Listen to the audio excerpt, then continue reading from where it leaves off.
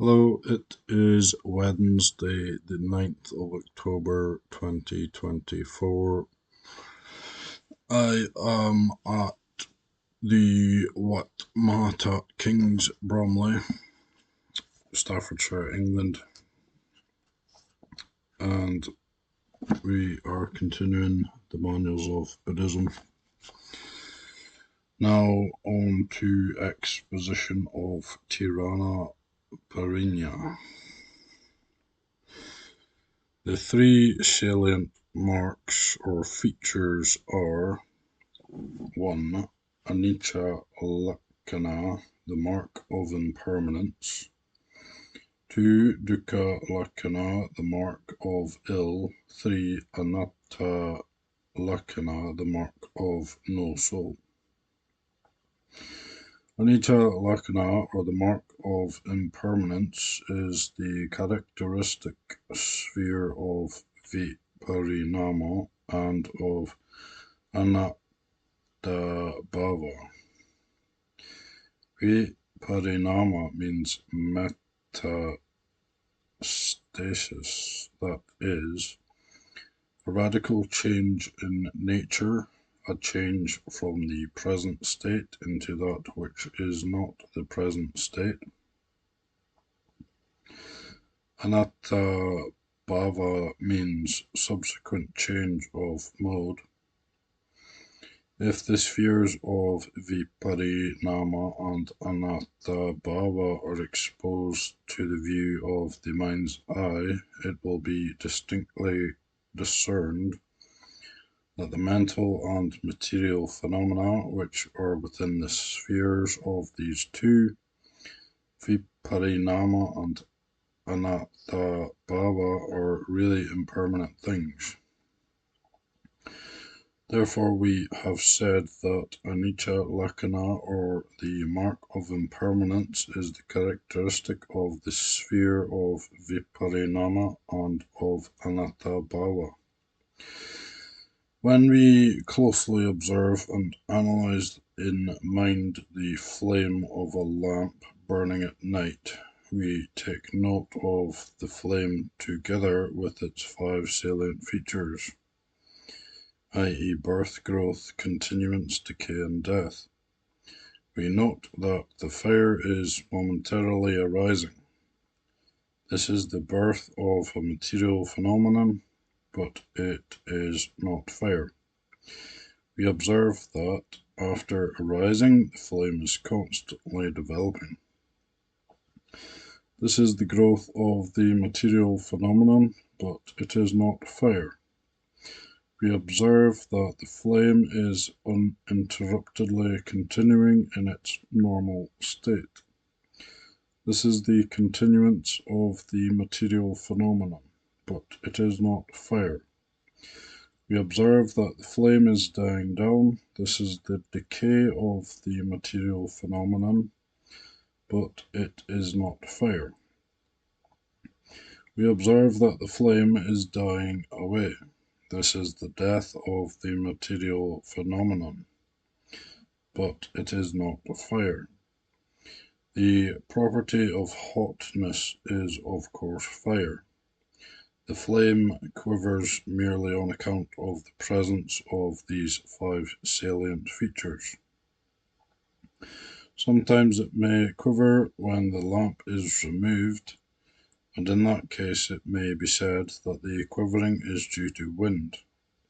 These 5 salient features are therefore the subsequent changes anatta-bhava of the flame, called the marks of impermanence.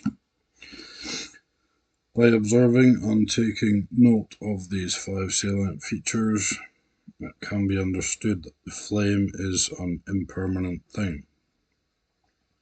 Similarly, it should be understood that all moving things are impermanent things. The mobile appearances of the most delicate atoms of matter, which are not discernible by the human eye, are discovered by the help of that clever revealer of nature's secrets, the microscope. Through the discovery of these moving appearances, it is believed nowadays by certain Western people, Leibniz and Fechner, for example, that these material phenomena are living creatures. But in truth, they are not living creatures, and the moving appearances are due only to the reproduction of the material phenomena through the function of the physical change, uttu. By reproduction, we here mean the acchaya-rupa. In some organisms, of course, there may be living creatures in existence. When we look at the flowing water of a river or a stream, or at the boiling water in a kettle, we discern moving appearances. These are the reproductions of material phenomena produced by physical change. And in water which seems still or quiet to the naked eye, moving appearances will also be seen with the help of a microscope. These two are reproductions of material phenomena produced by physical change. Here, reproductions means the constant integrations of new phenomena, which are called acchaya-rupa. By discerning the integrations of new phenomena, the subsequent deaths or disappearances of the old phenomena, which are called the anicca-rupa, are also discernible. When the integration of new matter and the death of the old matter take place side by side, the santati-rupa is discernible. When the reproduction is excessive, the apachaya-rupa is discernible. When the death of the old matter is excessive, the jarata-rupa is discernible. We have shown above that in every tree, root, branch, leaf, sprout, flower, and fruit, there are these 5 salient marks.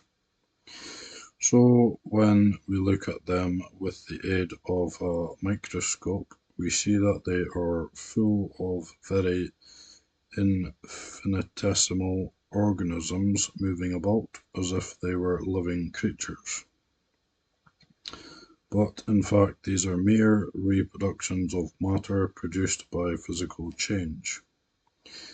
As regards the bodies of creatures or persons, these 5 salient marks are also discernible in every member of the body, such as hair of the body, fingernails, toenails, teeth, the inner skin, the outer skin, muscles, nerves, veins, bones, bone marrow, kidney, heart, liver, membrane, lungs, large intestines, small intestines, entrails, undigested food,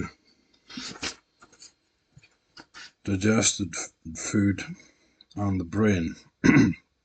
So when we look at them with the help of a microscope, moving organisms like very small creatures are seen.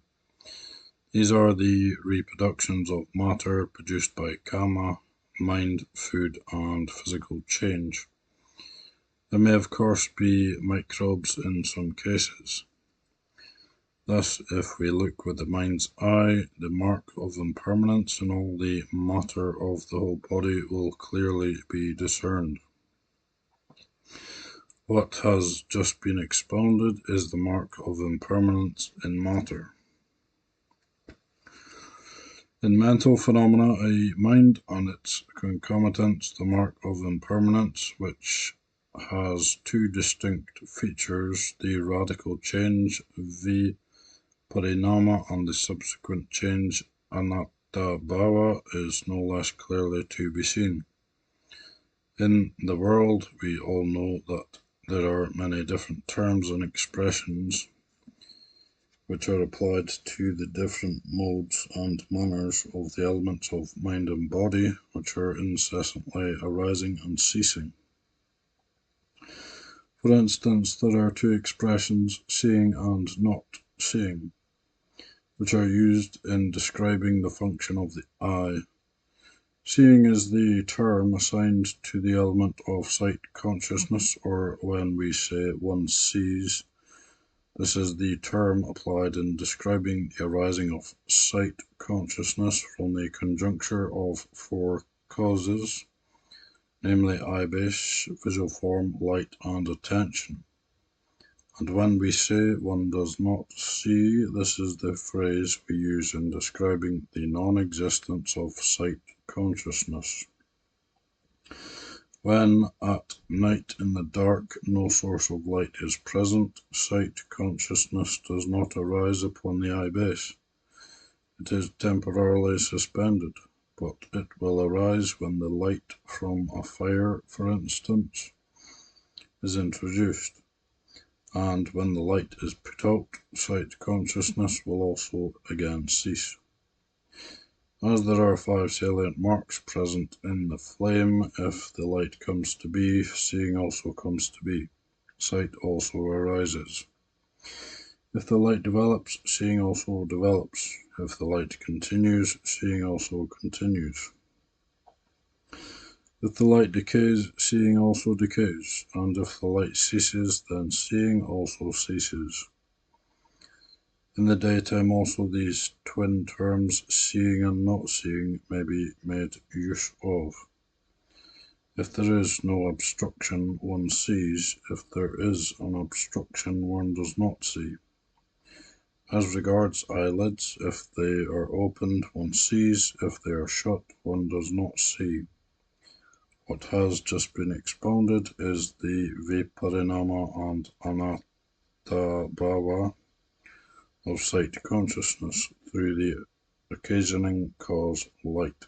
In cases where the destruction of the ibis occurs after conception, sight consciousness also is lost forever. If the visual form is taken away out of view, sight consciousness also ceases. While sleeping, as there is no attention, so sight consciousness subsides for some time. The genesis of all classes of consciousness that take part in the process of eye-door is to be understood by the term seeing. The subsidence of the same is to be understood by the term not seeing. Similarly, in each function of hearing, smelling, tasting, and touching, the pair of expressions, existing or otherwise, is obtainable, and these must be dealt with as to their impermanency, i.e. Viparinama and Anatta in the same way as sight consciousness. Mind cognition has many different modes, and each is apparent in its nature of Viparinama and Anatta through the changes of the different kinds of thought.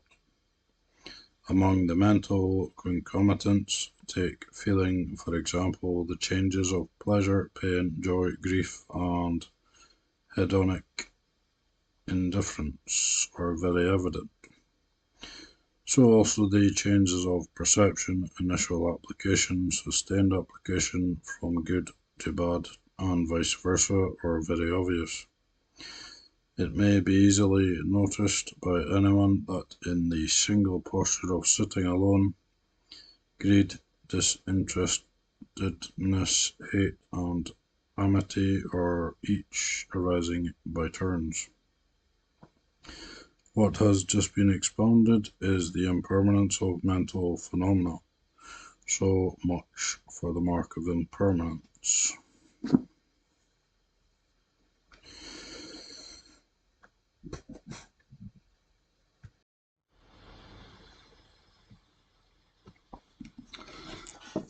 Okay, that'll do for now. I'll maybe do these individually. So that was the mark of impermanence. Then we'll have the mark of ill and the mark of no soul. Okay,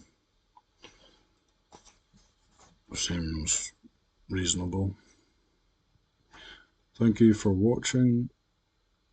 Hope you have a good day.